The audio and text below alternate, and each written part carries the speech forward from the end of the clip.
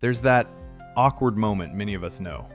Stepping out to the patio with your morning coffee, going to hang the laundry, leaning out on the terrace for a second, and feeling, even if no one says a word, that there are eyes nearby. It's not that you dislike the neighbors. We just need a corner of our own where we can breathe peacefully, read in silence, tend a few pots, or simply be without feeling watched. The good news is, you don't need concrete walls or a little fortress. Today, we'll turn that space into a green, discreet refuge, using trees and shrubs that give real, attractive, long-lasting privacy at home. We'll do it step by step, calmly, here at Senior Garden Club. When we talk about more privacy in the garden, the first idea is usually raising the fence, putting up plastic panels, or adding another board to what's already there. Those can work, sure, but the result often feels cold, and the green loses its charm. The garden stops being a place to relax. With plants, something different happens. When we use trees and shrubs as a natural wall, we don't just gain privacy, we soften noise, get more pleasant shade, bring in birds and butterflies, and the yard feels easier to enjoy, even if it's small. In this walkthrough, we'll look at 8 good options for privacy at home. Some tall trees for blocking higher windows or second stories, others shrubs that are easier to manage along borders, plus choices that work on terraces and balconies. We'll go from less to more, not because the first ones are poor, but because number 1 usually combines privacy, ease of care, and adaptability better than the rest. The idea isn't to copy a perfect list. It's for you to finish this video clear on which one, or which 2, fit your case, depending on climate and space. We'll start with an option for folks in a hurry to block high views, the hybrid poplar. If you don't want to wait years to see a change, this one helps. In good conditions, hybrid poplars can grow several feet a year, raising a green wall fast, enough to hide second-floor windows. Broad crowns, big leaves that move with the wind, very pleasant shade in summer. Placed on the right side of the house, these poplars can even help cool the interior during hot months by cutting direct sun on walls and windows. In a very exposed backyard, they act like a wall that goes up quickly. You plant them, they take off, and soon you don't feel so on display. Now, that speed has a downside. They don't live long. Their life is shorter than other main players on this list. And they're deciduous. In fall and winter, they lose much of their foliage, so the screen turns lighter. If you want year-round privacy, you have to keep that in mind. That's why hybrid poplar works best as a temporary or in-between fix. Plant it a bit away from the house, where roots won't bother foundations or pipes, and let it do its job while the garden matures. Over time, start adding lower evergreen hedges that slowly take the lead as the poplars age. If you need height and shade almost right away, knowing later you may choose something more stable, it's useful. Not the final answer, but a good ally in those first simple years. From a giant, fast grower, we move to something that looks very different but works just as well when used right. Clumping, non-invasive bamboo. For many people, bamboo sets off alarms, and with reason. Runners spread by rhizomes slip under fences and show up in the neighbor's lawn. A headache. Clumping bamboo behaves differently. It grows in compact, controlled groups that don't dash off in every direction. Visually, in a few years, it forms a tall wall of thin canes and fine leaves, with a calm, ordered look. When a breeze comes through, the movement and soft sound bring to mind Zen-style gardens. There's something relaxing about sitting near a clump and listening to it. Beyond privacy, it adds a sense of calm that turns a terrace or yard into a more welcoming corner. Clumping bamboo does well in mild or warm climates, and there are varieties for colder winters, though in those cases, it pays to ask locally before buying. It prefers sun, tolerates partial shade, and likes well-drained soil with regular watering, especially those first years while it settles. For small patios, wide terraces, or deep balconies, it's one of the best green screen choices in pots. Line up several long planters along the railing and a very exposed terrace becomes a sheltered spot. The screen isn't rigid. It lets light through, filters wind, adds movement. Its biggest enemy is climate. Not ideal where intense cold lasts much of the year, or in strong drought regions if you can't keep watering at least somewhat consistent. Where it adapts, it gives a modern, fresh look you don't get from classic hedges. As for upkeep, aside from watering, it's mostly removing old canes now and then and keeping height where you want it. We leave the thin canes and go to a classic in many neighborhoods, Privet. The shrub you see all the time and never name, because it's been in the streets so long your eyes skip over it. Still, a lot of developments have privacy thanks to miles of privet quietly doing its job. Depending on climate, it can be semi-evergreen or keep leaves nearly all year. It stands out for two things: toughness and the ability to form dense, fairly narrow hedges. It handles pollution, frequent pruning, and imperfect soils, so it's made for front gardens, entrances, and property lines along busy streets. If you don't want complications, Privet gives you a compact wall without eating up much width. With regular pruning, it grows dense from the bottom and avoids those gaps at ground level that older shrubs can leave. Useful for marking separation with a neighbor without building anything too tall or heavy. In small patios, the fact that Privet stays thin is a big plus. It gives privacy at the height you choose and still leaves room for a table, chairs, even a small vegetable area. Growth is decent. Many varieties add 1 to 2 feet a year. With a bit of patience, in 2 to 3 years, you can have a 3 to 5 foot hedge, and if you let it keep going, 10 to 13 feet. It's not a showstopper for flowers or color. It's there to work, not to steal the scene. For many, that discretion is the point. Something tough, good with pruning, and orderly for years with reasonable care. If Privet works quietly, the next shrub delivers, and looks good doing it. Redleaf Photinia, well known as Red Robin. Photinia is evergreen and unmistakable. New growth comes out an intense, almost shiny red, then turns green like the rest. That contrast makes the hedge part of the decor, which matters when space is tight and every square foot has to pull double duty. It grows fairly fast. In good conditions, 1 to 2 feet a year. Start with young, well-rooted plants, and expect 3 to 5 years to form a hedge around 5 to 7 feet, enough to block views from a neighboring house. Given time and only light pruning, a mature Photinia can reach 8 to 15 feet, a true green and red wall, for side yards, the back fence, or around a small pool. It takes 1 or 2 prunings a year well, so getting a thick screen isn't hard. A useful trick: do light trimming right as new shoots start. That pushes even more red leaves, and the hedge looks fresh again. Care is straightforward: sun or partial shade, soil that doesn't stay soggy, and regular watering while it settles. After that, it often handles the occasional missed watering better than you'd think. For a backyard visible from several windows, Photinia breaks up the usual brown fence view. Use it to make a more decorative side. Combine it with flowering plants at its base, or alternate with other evergreens.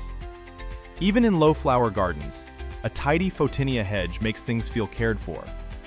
I like it near seating areas. Those spring and early summer red shoots give a gentle lift without going overboard. If Photinia is the elegant, colorful hedge, the next main player is the sturdy, generous, very reliable one: English laurel, or cherry laurel.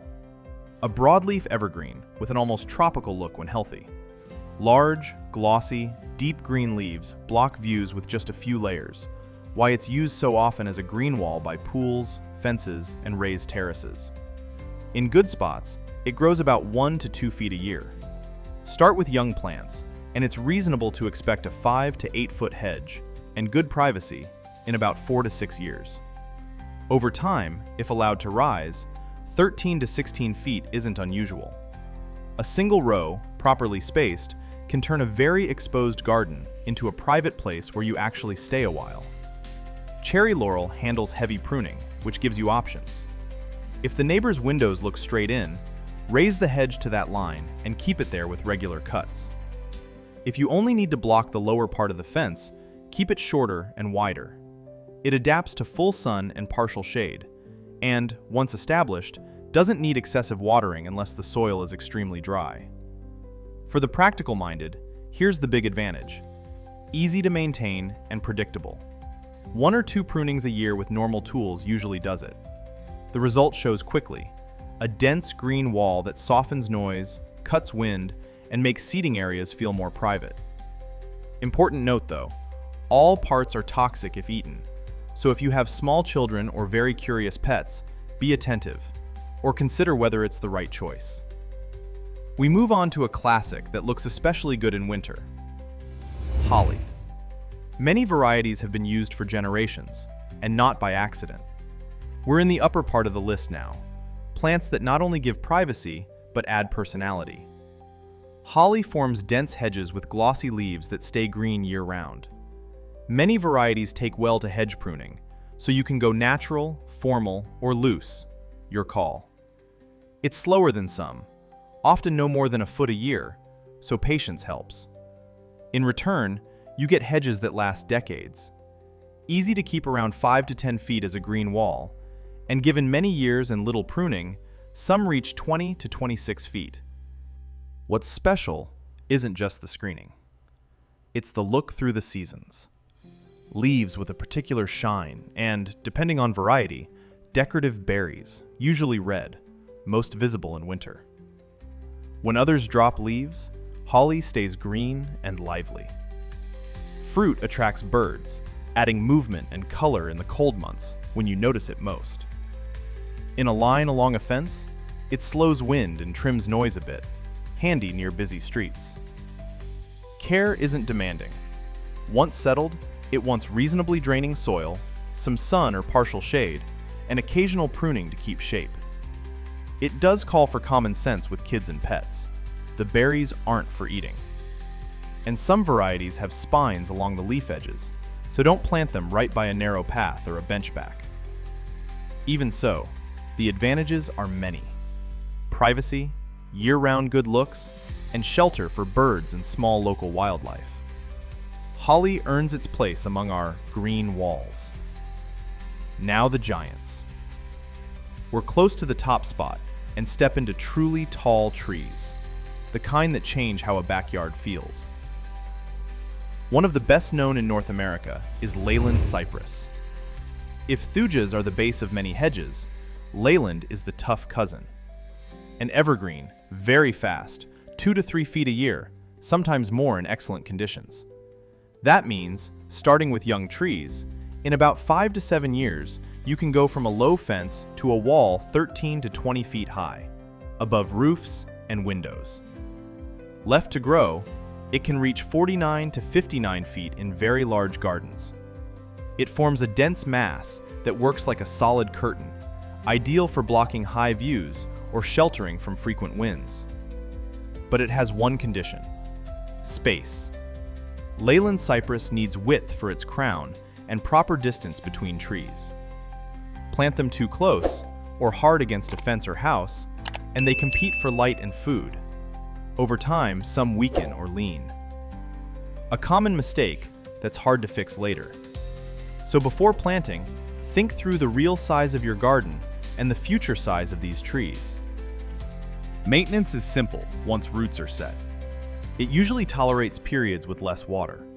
You don't need constant pruning. 1 or 2 light cuts a year keep it tidy and at a manageable height. For a couple or a single person looking for easy care, planning matters most at the start. Set Leylands at the back where they can rise without getting in the way, and in front, use lower shrubs to fill gaps at ground level. You get layers, strong privacy, and a look with a bit of that forest feel. And now the last main player, the evergreen shrub that earns first place on merit, Arborvitae, or Thuja, the modern classic for privacy in residential gardens. Walk through single-family neighborhoods and those narrow, tall green walls dividing yards are often Thujas, green giant, emerald green, and the like. They're evergreen conifers with a naturally straight, elongated shape. Perfect where width is tight but height is needed. Many hedge varieties grow 1 to 2 feet a year. More vigorous ones like green giant can reach 3, even 4 feet a year in early seasons. At that pace, a Thuja hedge can hit 6 to 10 feet in about 5 to 8 years from young plants. And with space and fewer height limits, some reach 33 to 49 feet in large gardens. What makes Arborvitae valuable is balance. It stays green all year, so privacy doesn't take winters off. Plant with proper spacing, and you get dense walls without complicated pruning. Light trimming, if you want to clean the silhouette, is usually enough. That living fence effect many people want, it does that on its own. Climate-wise, it adapts across much of the US and Canada, from cold regions to mild areas, as long as it's not extreme desert heat. Full sun or light partial shade, well-drained soil. The first year, regular watering helps roots establish. After that, care usually eases up, which suits anyone who isn't looking for daily tasks. Beyond privacy, Arborvitae makes a good windbreak. In yards with chilly drafts, a solid row can make seating areas feel warmer, so you use the patio more months of the year. For small or medium yards, the slender shape of many varieties is a blessing. You can run a tall hedge close to the fence without losing half the garden. On balconies or large terraces, you can even grow some in deep, large planters, set in a row like a plant screen. Here, do keep the pot weight in mind and water regularly. The mix dries faster than ground soil. In return, you get a permanent screen that looks good any season. Comparing all the options, it's clear why Arborvitae comes first. Not the most exotic, not the flashiest, not the fastest of all, but the overall package stands out. Reliable, evergreen, easy to find at nurseries and big garden centers, and it fits many home styles from traditional to modern. Once it settles in, it's simply there, doing its job without much fuss. In real gardens, we almost never use just one plant. If you want a comfortable backyard, a smart move is to combine 2 or 3 from this video. For example, a row of Thujas at the back for that tall, always green wall, and in front, some cherry laurels or Photinias for volume and color at mid-height. Where you want more birds and life, mix hollies with other fruiting shrubs, small homes for birds. On balconies and terraces, the game changes a bit, but the idea holds. Work in layers. Near the railing, large pots with clumping bamboo to block side views. Farther in, containers with small hollies, compact privets, or a dwarf thuja to turn that space into a garden in the sky. If climate allows, a pot with young Photinia adds color without taking too much room. The key, especially if you're mindful of your back and knees, isn't piling up plants. It's choosing a few, well-adapted, easy to maintain, and that actually make your time outside more pleasant.